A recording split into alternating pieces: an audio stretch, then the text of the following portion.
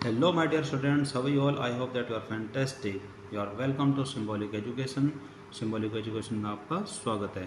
Dear students, आज की इस क्लास के अंदर हम आपके चैप्टर नंबर 4 जिसका नाम है अ ट्रूली ब्यूटीफुल माइंड, इसके क्वेश्चन सीरीज को हम स्टार्ट करने वाले हैं और हम देखेंगे कि इसके आंसर हम कैसे देंगे. तो आइए शुरू करते हैं. तो यहाँ पर पहले क्वेश्चन के अंदर पूछा गया कि here are some headings for the paragraph in the text, यानी कि यहाँ पर आपके सामने कुछ हेडिंग्स, कुछ टाइटल्स दिए गए हैं जो कि आपकी बुक में से लिए गए हैं. Right the numbers of the paragraph for each title against the heading, यानी कि इनके सामने जो टाइटल्स आपके दिए गए हैं पैराग्राफ के अंदर से लेकर के इनके सामने कुछ नंबर्स आपको लिखने हैं कि ये कौन कौन से पैराग्राफ के अंदर से लिए गए हैं. The first is done for you, पहले को आपको करके दिखाया गया है. तो पहले में पूछा गया है कि आइंस्टीन इक्वेशन, यानी कि यह बात कौन से पैराग्राफ के अंदर लिखी हुई है. आइंस्टीन इक्वेशन की बात पैरा नंबर 9 के अंदर लिखी हुई है. इसी तरीके से बाकी टाइटल्स आपके सामने यहाँ पर सोल्व करके बताया गया, आप इनको ध्यान से सुनिए. सेकंड में पूछा गया कि आइंस्टीन मीट्स हिज वाइफ, यानी कि आइंस्टीन अपनी वाइफ से मिलते हैं, यह बात बताई गई है पैरा नंबर 7 में. नेक्स्ट है द मेकिंग ऑफ ए वॉलिनिस्ट, यानी कि आइंस्टीन के वॉलिनिस्ट बनने की जो बात है पैरा नंबर 3 के अंदर लिखी हुई है. आगे है Mileva and Einstein's mother, Mileva और आइंस्टीन्स की मदर के बारे में जो बातें लिखी हुई हैं वह पैरा नंबर 10 के अंदर. आगे इसमें लिखा है कि a letter that launched the arms race, यह बात पैरा नंबर 15 के अंदर लिखी हुई है. नेक्स्ट है इसमें अ desk drawer full of ideas, यह बात पैरा नंबर 8 के अंदर लिखी हुई है. 7 पॉइंट है इसमें marriage and divorce, Albert Einstein और उसकी वाइफ की जो मैरिज और डाइवोर्स की जो बातें हैं पैरा नंबर 11 के अंदर लिखी हुई है. अब हम देखते हैं इसका नेक्स्ट क्वेश्चन, इसके अंदर क्या पूछा गया है. क्वेश्चन नंबर 2 के अंदर आपसे पूछा गया कि who had this opinion about scientist, यानी कि किस किस के पास ये जो तीनों ओपिनियन हैं वो थे अल्बर्ट आइंस्टीन के बारे में. पहला ओपिनियन है ही वॉज बोरिंग, यानी कि ही वॉज बोरिंग वाला ओपिनियन किसके पास था, कौन ऐसा सोचता था कि ही वॉज बोरिंग. तो आपको याद है कि जब वो छोटा था तो वो अपने क्लासमेट्स यानी कि जो प्लेमेट्स के साथ खेलता था, लेकिन उसके जो प्लेमेट्स है उसके साथ खेलना पसंद नहीं करते थे, वो उसको बोरिंग महसूस करते थे, उसको कहते थे बोरिंग ब्रदर. तो इसका आंसर है his playmates. Second opinion, he was stupid and would never succeed in life, यानी कि ये बात किसने कही थी, यह ओपिनियन किसका था कि वो मूर्ख है और वो कभी भी जीवन में सफल नहीं होगा. तो जैसे कि आपने चैप्टर को ध्यान से सुना होगा तो वहाँ पर बताया गया कि हेड मास्टर ने यह बात उसके पिता को कही कि चाहे वो कोई भी करियर को चुन ले लेकिन वो सफल नहीं हो सकता. तो इसका आंसर है head master. Opinion number 3, he was a freak, वह कुछ अलग है, वो कुछ डिफरेंट है. यह ओपिनियन किसका था, यह ओपिनियन था उसकी मदर का. तो इसका आंसर है हिज मदर. क्वेश्चन नंबर 3, इसके अंदर आपसे पूछा गया है कि explain what the reasons for the followings are, यानी कि जो नीचे पॉइंट्स आपके सामने दिए गए हैं इनके पीछे क्या क्या रीजंस है. तो देखते हैं ये पॉइंट्स कौन कौन से हैं. पहले पॉइंट के अंदर पूछा गया है कि Einstein living the school in the Munich for good, यानी कि आइंस्टीन ने अपने स्कूल को छोड़ दिया, अपनी म्यूनिक वाले स्कूल को छोड़ दिया अपनी भलाई के लिए.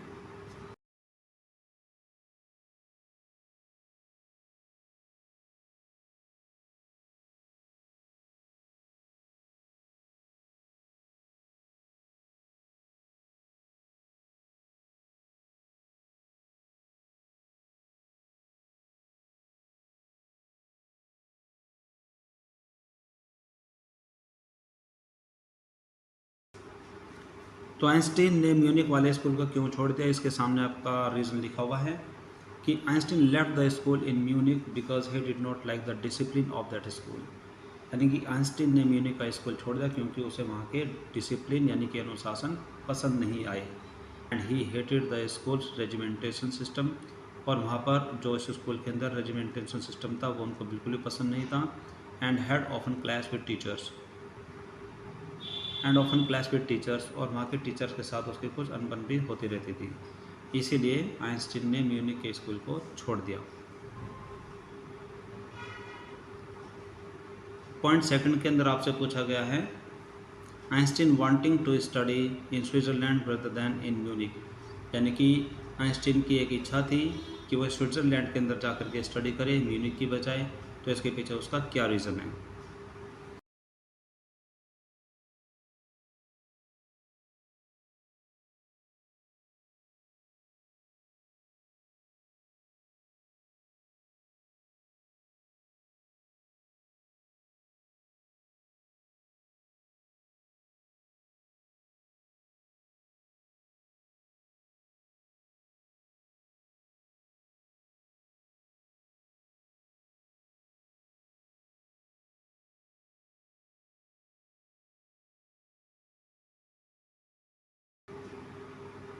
Albert Einstein's parent had move to Milan.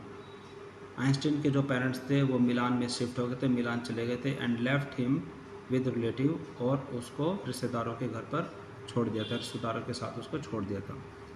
After prolong discussion, एक लंबे डिस्कशन के बाद, Einstein got his wish to continue his education in German speaking Switzerland.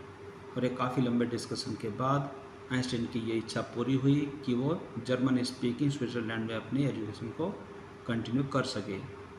It was more liberal than Munich, और यहाँ पर म्यूनिक के अनुसार काफ़ी कुछ अलग था। यहाँ पर लोगों को एक दूसरे के जो आइडियाज़ थे उनकी कदर थी, उनको वो समझते थे और रिस्पेक्ट देते थे। थर्ड के अंदर पूछा गया कि Einstein seeing in Mileva an ally. Einstein का मिलेवा के अंदर एक दोस्त को पाना, एक दोस्त को देखना, तो इसका रीज़न क्या है?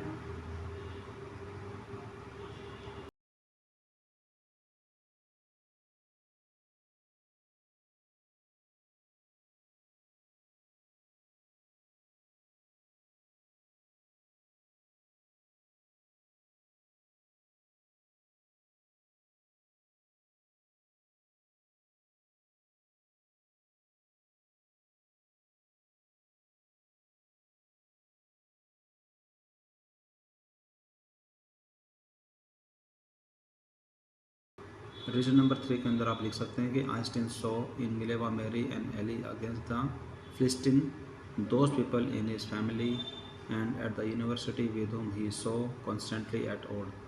यानी कि आइंस्टीन ने मिलेवा मैरी के अंदर एक ऐसा साथी देखा जो कि वहाँ के जो लोग थे जिनको बोलते हैं फिलिस्तीन, जिनको लिटरेचर या फिर किसी म्यूजिक के अंदर कोई रुचि नहीं थी, उनके खिलाफ, और उन लोगों के खिलाफ जो कि उसकी फैमिली के अंदर होते थे जिनके साथ आइंस्टीन के कुछ मतभेद होता था, तो उन सब के खिलाफ उसको मिलेवा के अंदर एक साथी नज़र आया।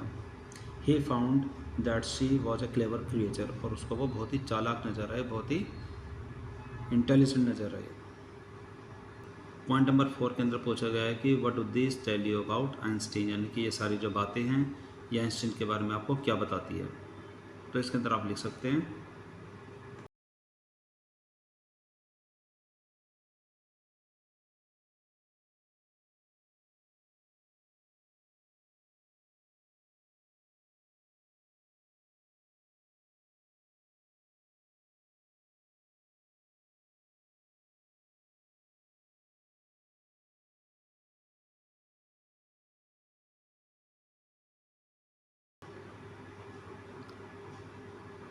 इसके आंसर के लिए आप लिख सकते हैं कि दीज ऑल थिंग टेल, ये सारी चीज़ें बताती हैं कि that Einstein was a genius, Einstein एक बुद्धिजीवी था, वो प्रतिभाशाली था, एंड हैड द कैपेबिलिटी, और उनके अंदर एक योग्यता ही थी, कैपेसिटी थी, कैपेबिलिटी थी, टू अचीव हिज गोल्स, अपने लक्ष्य को पाने की। आगे इसके अंदर लिखा है more ever he had his own view of life, और सबसे बड़ी बात यह है कि उनके अंदर अपने जीवन को देखने का एक अलग ही नज़रिया था, वो अपने जीवन को एक अलग नज़रिए से देखते थे। He liked freedom too much, जिसमें उनको हमेशा आज़ादी पसंद थी, वो अपने काम में किसी भी रोक टोक को पसंद नहीं करते थे। क्वेश्चन नंबर 4 में पूछा गया है कि what did Einstein call his desk drawer at the patent office and why. यानी कि पेटेंट ऑफिस में जो उसको टेक्निकल एक्सपर्ट की जो जॉब मिली थी उसमें जहाँ पर वो बैठ करके काम करते थे, जिस ड्रॉवर पर बैठ करके वो काम करते थे, उसको वो क्या कह करके पुकारते थे और क्यों। तो आइए इसका आंसर में हम लिख सकते हैं।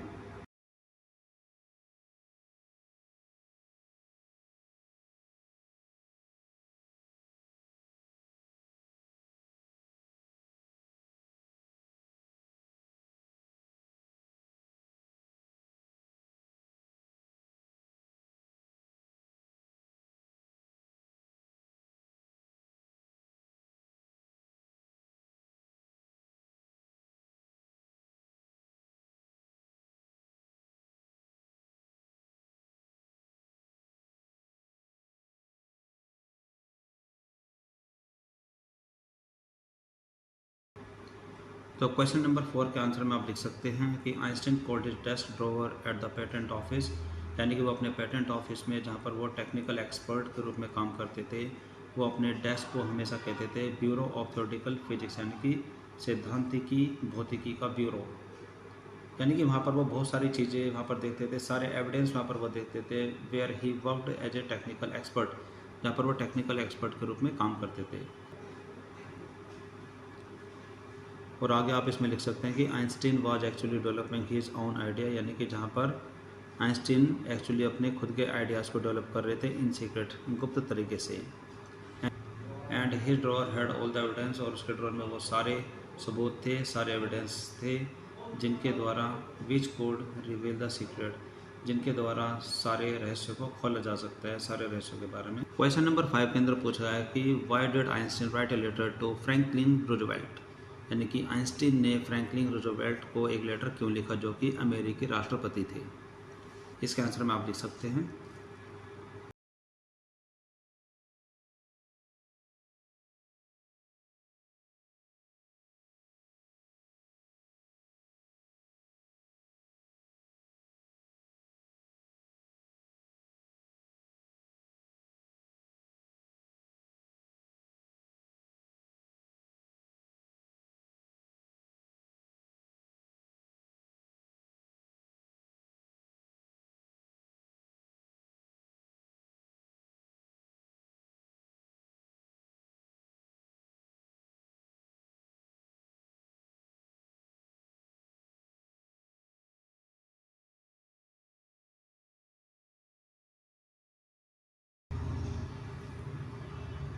क्वेश्चन नंबर 5 का आंसर में आप लिख सकते हैं कि when Nazis came in power in 1933, जब 1933 के अंदर नाजिस सत्ता में आया, जब नाजिस की सरकार बनी, विद इमरजेंसी ऑफ नाजिस, और उसकी इमरजेंसी की वजह से विद जर्मनी में जो उसकी इमरजेंसी थी, Einstein emigrated to United State, उस समय आइंस्टीन यूनाइटेड स्टेट में चले आए। It was the fact that Nazis had the ability to develop the atomic power, और यह पूरी तरीके से श्योर था कि नाजिस अपनी एबिलिटी जो कि एटॉमिक पावर बनाने की थी उसको यूज़ करेगा, and it could destroy the whole world, और वो समूचे संसार को ध्वस्त कर सकता है, बर्बाद कर सकता है।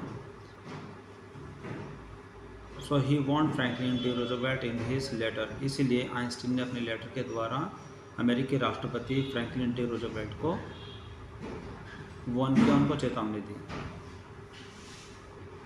क्वेश्चन नंबर 6 के अंदर पूछा गया कि how did Einstein react to the bombing of Hiroshima and Nagasaki, जो जापान के 2 शहर थे हिरोशिमा एंड नागासाकी के ऊपर बॉम्ब गिरने के ऊपर आइंस्टीन का क्या रिएक्ट था, उनको कैसा लगा। इसका आंसर में आप लिख सकते हैं।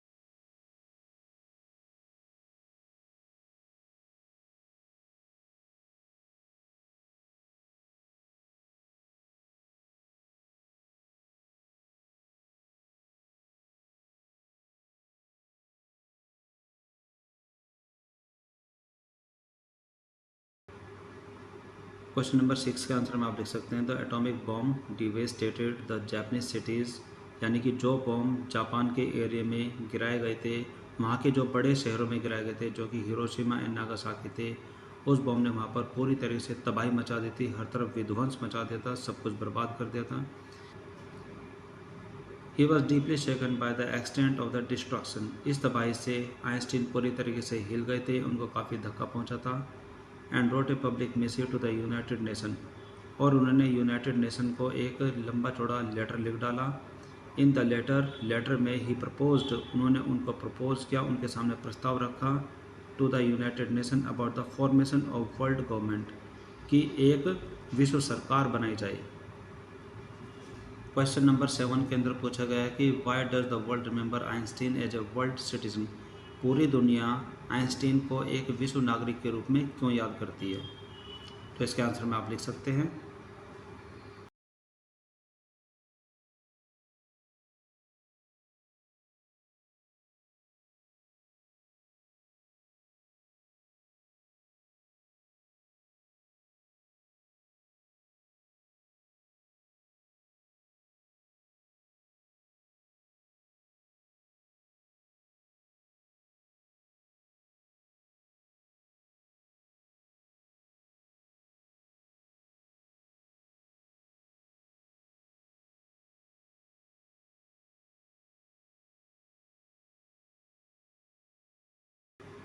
तो इसके आंसर में आप लिख सकते हैं the whole world remembers Einstein as a world citizen. समूचा संसार, पूरी दुनिया आइंस्टीन को एक विश्व नागरिक के रूप में याद करती है, क्योंकि because he believed in universal peace, वो एक यूनिवर्सल शांति में विश्वास रखते थे। When there was the unnecessary race for becoming atomic power, जब पूरे संसार में एक गैर जरूरी रेस थी जिसका कोई मतलब ही नहीं था कि वो एटॉमिक पावर में आगे से आगे निकलना चाहते हैं। He was worried about the aftermath of the bomb, और वो उस तबाही के बाद के परिणाम के बारे में काफ़ी चिंतित रहते थे। He was really a world citizen, वो वास्तव में एक विश्व नागरिक थे। वो कंसर्न विद ह्यूमैनिटी, यानी कि जिनके अंदर एक मानवता पाई जाती थी।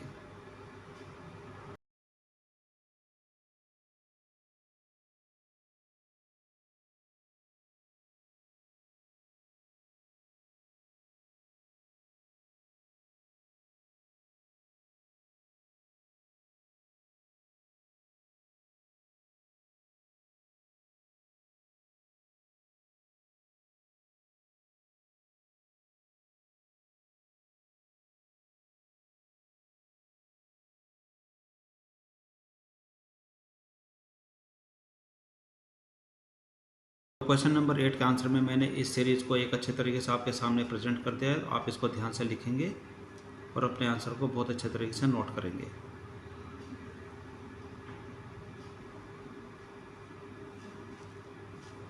इस तरह से। सो माय डियर स्टूडेंट, आज की इस क्लास में सिर्फ इतना ही। मुझे उम्मीद है कि हमारी कोशिश आपके लिए बेनिफिशियल साबित हो रही होगी। आप इन क्वेश्चन को ध्यान से देखेंगे, पढ़ेंगे और इनको अच्छे से नोट करेंगे। सो अब हम मिलते हैं हमारी अगली क्लास में। Till then take care, have a nice day, bye bye.